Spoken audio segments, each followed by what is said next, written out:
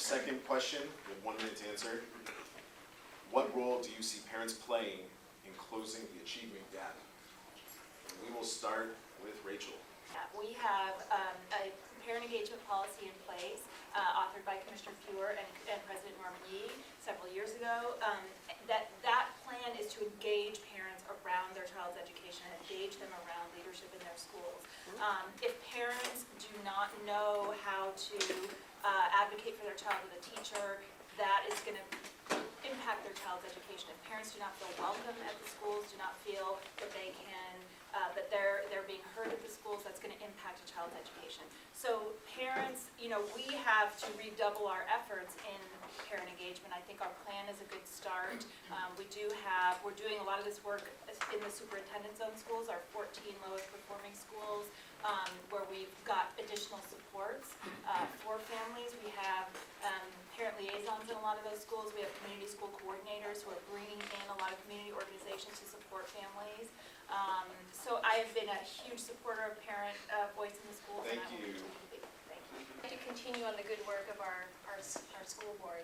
But one of the things that I want you to understand is that we have great programs, and what we need to do is really, as what Sam said, re-examine our priorities, and really from a top down, because this is where a Board of Education member would make the difference.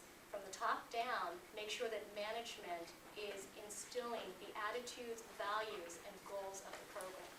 We have great programs, but to really make it work, to change the attitudes and how we work with families and our children, we need to ensure that our teachers are actually doing this. This is where I think our school district really doesn't measure up, because we have the greatest goals, but without that management, without that ability to make sure it happens, it's not happening. So for example, at our school at Jose Ortega, we like to use folders. We have our Wednesday folders, we have our emails, we have our flyers and things like that. However, if there's a new teacher that's not on board, they don't do that. Thank you. I mean, it's impossible to close the achievement gap without parents leading the way.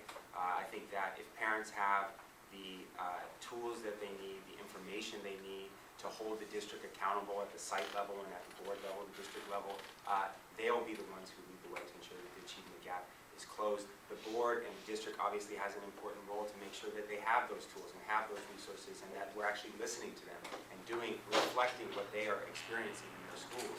A big part of that, and Rachel referred to it, is making sure that at the school level there's the support that's needed, that there are parent liaisons, that there are folks in the school whose job it is to make sure that parents are engaged and parents are there to make sure that the school is doing what it needs to be doing, but also that parents have the information they need to be successful with their children to get them what they need. So I'm hugely supportive of making sure that the board supports parents to close the achievement gap, and I can't see any other way of getting it done. Thank you.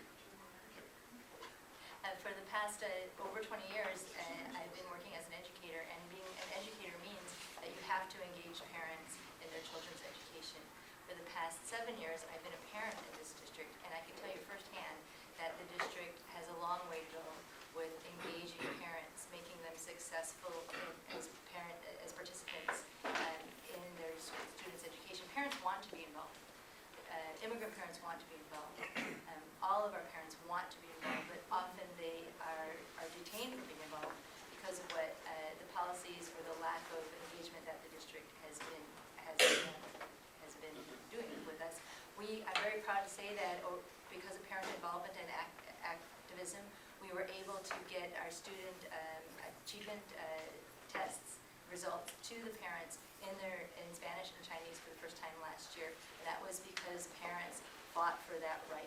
When we engage parents in their language in ways that are welcoming and inviting, we get more results in their students. Thank you. 22 years, and I got elected first to the school board 20 years ago with the support of this community, because my platform at that time was that we had to invest in infrastructure to support parents. There was no office at the district level that supported parent involvement, then none of those things. So I'm proud to say that many of those things are there now. Is it enough? No, but it's a huge step. I was the author of the resolution that created the Parents Advisory Council, working with Coleman and Sandy and other people, and Mary.